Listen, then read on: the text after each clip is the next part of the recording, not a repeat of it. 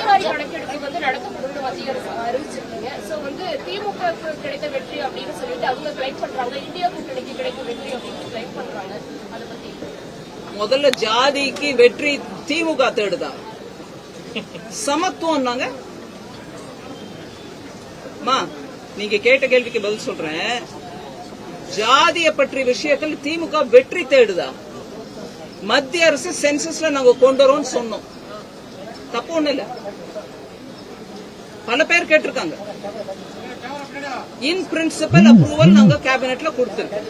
ஆனா அது எங்களுடைய வெற்றி அப்படின்னு சொன்னா ஜாதிய பத்தி பேசவே கூடாது டிஎம்கேல. அதனால எல்லாத்திலயும் அரசியல் ரீதியா லாபத்தை தேடுறதுக்கு முயற்சி பண்ணக்கூடாது. தமிழ்நாட்டுல சமத்துவத்தை கொண்டாங்க.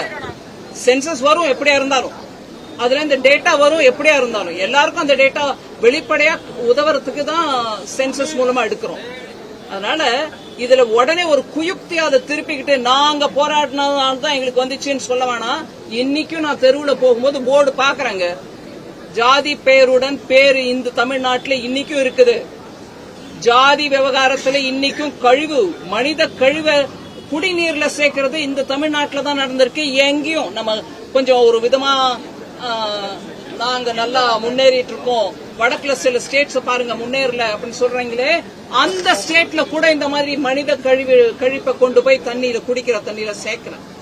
அதனால இந்த விஷயத்துல அரசியல் ரீதியா பார்க்காம இதனால நம்ம அதுல இருந்து வரக்கூடிய டேட்டாவை வச்சுக்கிட்டு பின்தங்கி இருக்கிறவங்களுக்கு எப்படி இன்னும் வாய்ப்புகள் கொடுக்க முடியும்ன்றத பத்தி யோசிக்கணுமே தவிர கொஞ்சம் நாங்க வென்றோம் நீங்க தோத்தோன்ற அந்த பேச்சை கொஞ்சம் விட்டுறணும்.